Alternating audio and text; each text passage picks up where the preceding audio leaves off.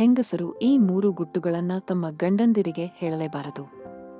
ಸ್ನೇಹಿತರೆ, ಪತಿ ಪತ್ನಿಯರ ಸಂಬಂಧ ಕೊನೆಯವರೆಗೂ ಶಾಶ್ವತವಾಗಿ ಅನ್ಯೋನ್ಯವಾಗಿ ಇರಬೇಕು ಅಂದ್ರೆ ಅವರು ಜೀವನ ಪೂರ್ತಿ ಸಂತೋಷವಾಗಿ ಪರಸ್ಪರ ಪ್ರೀತಿ ಮಾಡುತ್ತಾ ಇರಬೇಕು. ಅಂದ್ರೆ ಹೆಂಡತಿಯಾದವಳು ಗಂಡನೊಂದಿಗೆ ಈ 3 ವಿಷಯಗಳನ್ನ ಅಪ್ಪಿತಪ್ಪಿಯೂ ಹಂಚಿಕೊಳ್ಳಬಾರದು. ಹಾಗೊಂದು ವೇಳೆ ಹಂಚಿಕೊಂಡರೆ ಸಂಬಂಧದಲ್ಲಿ ಬಿರುಕು ಮೂಡುತ್ತದೆ. ಹಾಗಾದ್ರೆ ಬನ್ನಿ, ಆ 3 ಗುಟ್ಟುಗಳು ಯಾವುವು? ಆ 3 ಗುಟ್ಟುಗಳನ್ನ ಹೇಳಿದರೆ ಗಂಡಸರಿಗೆ ಸಮಸ್ಯೆ ಉಂಟಾಗುವುದಾದರೂ ಹೇಗೆ?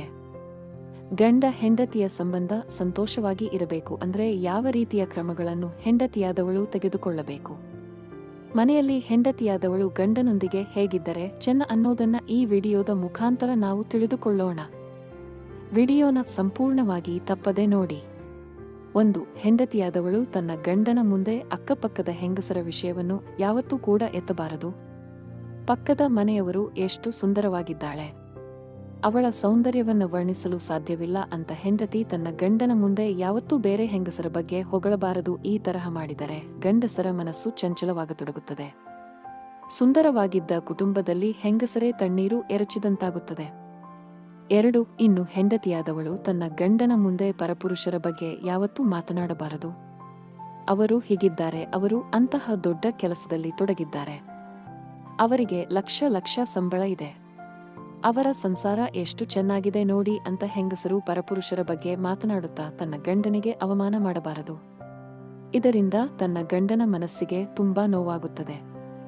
ಹೆಂಡತಿಯಾದವಳು ಇದ್ದಿದ್ದರಲ್ಲಿ ಜೀವನ ಸಾಗಿಸುವ ಕಲೆ ಹೊಂದಿರಬೇಕು. 3. ಹೆಂಡತಿಯಾದವಳು ಅವಳ ಮದುವೆಗಿಂತ ಮುಂಚೆ ಅವಳ ಜೀವನದಲ್ಲಿ ಏನಾಗಿರುತ್ತದೆಯೋ ಅದನ್ನು ತನ್ನ ಗಂಡನ ಮುಂದೆ ವ್ಯಕ್ತಪಡಿಸಬಾರದು. ಪ್ರತಿಯೊಬ್ಬರ ಜೀವನದಲ್ಲಿ ಕೆಲವು ಕಹಿ ಸಿಹಿ ಘಟನೆಗಳು ನಡೆದಿರುತ್ತವೆ. ಹಾಗೆಂದ ಮಾತ್ರಕ್ಕೆ ಆ ಘಟನೆಗಳೆಲ್ಲವೂ ತನ್ನ ಗಂಡನ ಮುಂದೆ ವ್ಯಕ್ತಪಡಿಸಬಾರದು. ಇದರಿಂದ ಗಂಡನು 2 ರೀತಿಯ ಯೋಚನೆ ಮಾಡುತ್ತಾನೆ. ಸಕಾರಾತ್ಮಕವಾಗಿಯೂ ಮತ್ತು ನಕಾರಾತ್ಮಕವಾಗಿಯೂ ಯೋಚನೆ ಮಾಡುವಂತಹ ಸಂಭವವಿರುತ್ತದೆ.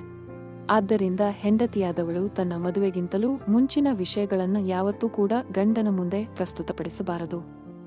ಈ 3 ವಿಷಯಗಳನ್ನು ಹೆಂಡತಿಯಾದಳು ಗಂಡನ ಮುಂದೆ ವ್ಯಕ್ತಪಡಿಸದೆ ಇದ್ದರೆ ಸಂಸಾರವೆಂಬ ಸಾಗರ ನಿರಂತರವಾಗಿ ಶಾಂತವಾಗಿ ಸಾಗುತ್ತದೆ.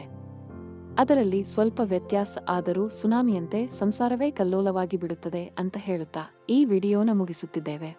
ಸ್ನೇಹಿತರೆ, ಇದೇ ತರಹದ ಒಳ್ಳೊಳ್ಳೆ ಮಾಹಿತಿಗಳಿಗೋಸ್ಕರ ನಮ್ಮ ಚಾನಲನ್ನು ದಯವಿಟ್ಟು ಸಬ್ಸ್ಕ್ರೈಬ್ ಮಾಡಿಕೊಳ್ಳಿ. ಈ ವಿಡಿಯೋ ಇಷ್ಟ ಆಗಿದ್ರೆ ದಯವಿಟ್ಟು ವಿಡಿಯೋನ ಲೈಕ್ ಮಾಡಿ ಹಾಗೂ ಎಲ್ಲರಿಗೂ ಶೇರ್